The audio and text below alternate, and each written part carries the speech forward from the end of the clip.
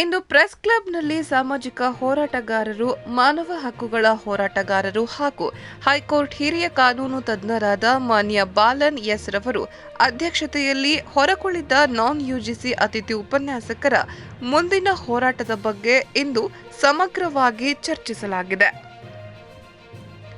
ಇಲ್ಲಿಯವರೆಗೂ ನಾನ್ ಎಲಿಜಿಬಲ್ ಅತಿಥಿ ಉಪನ್ಯಾಸಕರುಗಳಾದ ನಮ್ಮ ಸಮಸ್ಯೆಗಳನ್ನು ಕಾನೂನಿನ ಮೂಲಕ ಬಗೆಹರಿಸಿಕೊಳ್ಳಲು ನಾವು ವಿಫಲವಾಗಿರೋದ್ರಿಂದ ನಮಗೆ ನ್ಯಾಯ ಸಿಗಬೇಕಾದರೆ ಅದು ಹೋರಾಟದಿಂದ ಮಾತ್ರ. ಹಾಗಾಗಿ 6,600 ನಾನ್ ಯುಜಿಸಿ ಅತಿಥಿ ಉಪನ್ಯಾಸಕರು ಮಾಡು ಇಲ್ಲವೇ ಮಡಿ ಹೋರಾಟಕ್ಕೆ ಮುಂದಾದರೆ ಮಾತ್ರ, ಅಥವಾ ಉಪನ್ಯಾಸಕ ವೃತ್ತಿಯಲ್ಲಿ ಮುಂದುವರಿಯಬೇಕಾದರೆ ಹೋರಾಟಕ್ಕಿಳಿಯಬೇಕಾಗುತ್ತದೆ. ಈಗಲೂ ಸಿಹಿ ಸುದ್ದಿಗಾಗಿ ಮೈಮರೆತು ಮನೆಯಲ್ಲಿ ಕೂತರೆ ಶಾಶ್ವತವಾಗಿ ಮನೆಯಲ್ಲಿಯೇ ಉಳಿದುಕೊಳ್ಳಬೇಕಾಗುತ್ತದೆ. ಹಾಗಾಗಿ ರಾಜ್ಯದ ಎಲ್ಲಾ ಕಾಲೇಜಿನ ನಾನ್ ಯುಜಿಸಿ ಅತಿಥಿ ಉಪನ್ಯಾಸಕರು ಈ ಹೋರಾಟಕ್ಕೆ ಪಾಲ್ಗೊಂಡು ತಮ್ಮ ಸ್ನೇಹಿತರ ಸಹ ಕರೆತಂದು ಹೋರಾಟವನ್ನು ಯಶಸ್ವಿಗೊಳಿಸಲು ಕರೆ ನೀಡಲಾಗಿದೆ. ದಿನಾಂಕ ಮತ್ತು ಸ್ಥಳವನ್ನು ಮುಂದಿನ ದಿನಗಳಲ್ಲಿ ಚರ್ಚಿಸಿ ಘೋಷಣೆ ಮಾಡಲಾಗುವುದು ಎನ್ನಲಾಗಿದೆ. ಇನ್ನು ಈ ಒಂದು ಹೋರಾಟ ಮಾನ್ಯ ಬಾಲನ್ ಎಸ್ ರವರ ನೇತೃತ್ವದಲ್ಲಿ ನಡೆಯಲಿದ್ದು, ಯಾವುದೇ ಫಲಾಪೇಕ್ಷೆ ಪಡದೆ ನಿಮ್ಮೊಂದಿಗೆ ನಾನು ಜೈಲಿಗೂ ಹೋಗಲು ಸಿದ್ಧ ಎನ್ನುವಷ್ಟರ ಮಟ್ಟಿಗೆ ಬೆಂಬಲವನ್ನ ನೀಡುತ್ತಿದ್ದಾರೆ. ಹಾಗಾಗಿ ದಯವಿಟ್ಟು ರಾಜ್ಯದ ಎಲ್ಲಾ ಕಾಲೇಜು ಉಪನ್ಯಾಸಕರು ಈ ಒಂದು ಹೋರಾಟದಲ್ಲಿ ಪಾಲ್ಗೊಳ್ಳಬೇಕು ಎಂದು ಸರ್ಕಾರಿ ಪ್ರಥಮ ದರ್ಜೆ ಕಾಲೇಜುಗಳ ನಾನ್ ಯುಜಿಸಿ ಅತಿಥಿ ಉಪನ್ಯಾಸಕರ ಸಂಘದವರು ಮನವಿ ಮಾಡಿಕೊಂಡಿದ್ದಾರೆ. ಹೆಸರು ಬಾಲನ್, ಅಡ್ವೊಕೇಟ್ ಬಾಲನ್ ಅಂತಾರೆ, ಆಕ್ಟಿವಿಸ್ಟ್ ಬಾಲನ್ ಅಂತಾರೆ. ಸುಮಾರು ಸಂಘಟನೆಯಲ್ಲಿ ನಾನು ತೊಡಗಿಸಿಕೊಂಡು ಕಳೆದ 40 ವರ್ಷದಿಂದ ಹೋರಾಟ ಮಾಡಿಕೊಂಡು ಬರ್ತಾ ಇದ್ದೀನಿ. ಈಗ ಗೆಸ್ಟ್ ಲೆಕ್ಚರರ್ಸ್ ಕರ್ನಾಟಕದಲ್ಲಿ 6,000 ಲೆಕ್ಚರರ್ ಬಾಯಲ್ಲಿ ಮಣ್ಣಾಕಿದ್ದಾರೆ, ಹೊಟ್ಟೆಯಲ್ಲಿ ಮಣ್ಣಾಕಿದ್ದಾರೆ, ಹೊಟ್ಟೆ ಮೇಲೆ ಹೊಡೆದಿದ್ದಾರೆ. 10 ವರ್ಷ, 15 ವರ್ಷ, 20 ವರ್ಷ ದುಡಿದುಕೊಂಡು ಬೀದಿಗೆ ಬಿಸಾಕಿದ್ದಾರೆ. ಐಯರು ಫೈಯರು. ಇದು ನಮ್ಮ ಸಂವಿಧಾನಕ್ಕೆ ವಿರೋಧವಾಗಿದೆ. ಇವರು ಹೋರಾಟ ಮಾಡಿದ್ದಾರೆ, ಶಾಂತಿ ರೀತಿ ಹೋರಾಟ ಮಾಡಿದ್ದಾರೆ.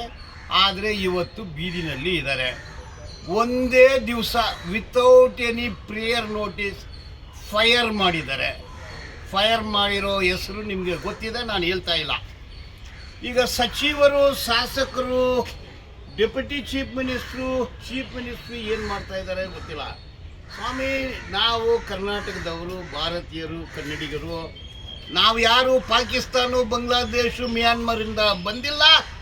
ನಾವು ಸಾಕ್ಷಾತ್ ಹಿಂದೂಗಳೇ. ನಮಗೆ ಅನ್ಯಾಯ ಆಗಿದೆ. ಈಗ 6,000 ಜನ ಬೀದಿನಲ್ಲಿದ್ದಾರೆ. ಇದಕ್ಕೆ ಏನು ನಾವು ಉಪವಾಸ ಇರೋಣ? ಕೋರ್ಟ್ ಮೆಟ್ಲತ್ತೋಣ? ಇಲ್ಲ ಶಾಸಕರು, ಸಚಿವರು, ಮುಖ್ಯಮಂತ್ರಿ ಕಾಳು ತೊಳಿಯೋಣ? ಏನು ಮಾಡಬೇಕು? ಇದೆಲ್ಲ ಮಾಡಿ ಆಯಿತು. ಕೊನೆ ಹಂತದಲ್ಲಿ ಇದ್ದೀವಿ. 2.5 ತಿಂಗಳು ಸಂಬಳ ಇಲ್ಲದೆ ಹೆಂಡತಿ, ಮಕ್ಕಳು, ತಂದೆ ತಾಯಿ, ಮಕ್ಕಳು ವಿದ್ಯಾಭ್ಯಾಸ, ಆಟೋ ಫೇರು, ಹಾಲು ಏನು ಮಾಡೋಕ್ಕಾಗುತ್ತೆ? ಬರೀ ಕೈಯಲ್ಲಿ ಬಿಸಾಕ್ಬಿಟ್ಟಿದ್ದೀರಾ. ಇದು ಅನ್ಯಾಯ, ಕಾನೂನಿಗೆ ಅನ್ಯಾಯ. ನಾನು ಹೇಳ್ತೀನಿ, ನೀವು ಸ್ವಾಮಿ ಅಂದರೆ ಏನೂ ಸಿಗೋದಿಲ್ಲ. ಈಗ ನಾವು ಉಗ್ರವಾದ ಹೋರಾಟಕ್ಕೆ ತಯಾರಾಗಬೇಕು. ಉಗ್ರವಾದ ಹೋರಾಟ ಅಂದರೆ 6,000 ಜನ ಮತ್ತು ಅವ್ರ ಕುಟುಂಬದವರು ಒಂದು 6,000 ಜನ, 12,000 ಜನ ಈ ಎಜುಕೇಷನ್ ಕಮಿಷನರೇಟ್ ಅಥವಾ ಎಜುಕೇಷನ್ ಮಿನಿಸ್ಟರ್ ಅಥವಾ ಮುಖ್ಯಮಂತ್ರಿ ಮನೆ ಹತ್ರ ಹೋಗಿ ಮುತ್ತಿಗೆ ಹೋರಾಟ ಮಾಡಬೇಕು. ಅದನ್ನು ಇಂಗ್ಲೀಷಲ್ಲಿ ಕೋರ್ಟ್ ಅರೆಸ್ಟ್ ಅಂತಾರೆ. ಆ ಥರ ಪರಿಸ್ಥಿತಿ ಬಂದರೆ ಬಾಲನ್ ಮುಂದೆ ಇರ್ತಾನೆ, ಅಂದರೆ ನಾನು ಮುಂದೆನೇ ಇರ್ತೀನಿ. ಕೋರ್ಟ್ ಅರೆಸ್ಟ್ ಆಗ್ತೀವಿ. ನೀವು ಜೈಲಿಗೆ ಹಾಕಿದರೆ ಜೈಲಲ್ಲಿ ಉಪವಾಸ ಇರ್ತೀವಿ. ಶಿಕ್ಷಕರಿಗೆ, ಟೀಚರಿಗೆ ನೀವು ಹೊಟ್ಟೆ ಮೇಲೆ ಹೊಡೆದಿದ್ದಾರೆ ಅಂದರೆ ಇಡೀ ದೇಶ ಉಗಿಯುತ್ತೆ. ಅದನ್ನು ಅವಾಯ್ಡ್ ಮಾಡಬೇಕಂದ್ರೆ ನಮ್ಮನ್ನು ಕರೆಸಿ ಮಾತಾಡಿ ಪರಿಹಾರ ಕೊಡಿ.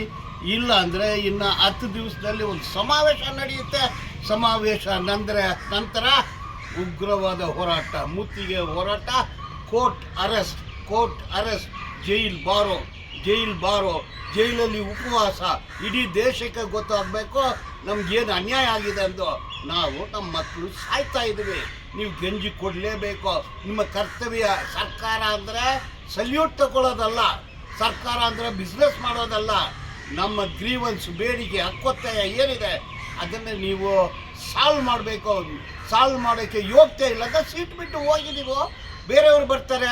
ಅನ್ಯಾಯ ಮಾಡಬೇಡಿ, ಹೊಟ್ಟೆ ಮೇಲೆ ಹೊಡಿಬೇಡಿ, ಕಾರ್ಮಿಕರ ಹೊಟ್ಟೆ ಮೇಲೆ ಹೊಡೆದಿರೋನು ಚೆನ್ನಾಗಿ ಬದುಕೋದಿಲ್ಲ ಅಂತ ಹೇಳಿ ಹೋರಾಟಕ್ಕೆ ಮುಂದಾಗಿ ಅಂತ ಹೇಳಿ ನಾನು ನಿಮಗೆ ಒಂದು ಸೂಚನೆ ಕೊಡ್ತಾ ಇದ್ದೀನಿ, ವಿನಂತಿ ಮಾಡ್ತಾ ಇದ್ದೀನಿ. ಒಗ್ಗಟ್ಟಾಗಿ unite we will stand, divide we will fall, we will fight to finish till we achieve our complete grievance of reinstatement and salary as per the provisions of law. We will fight. Our fight is the only goal ಅಂತ ಹೇಳಿ ಎಲ್ರಿಗೂ ನಮಸ್ಕಾರ.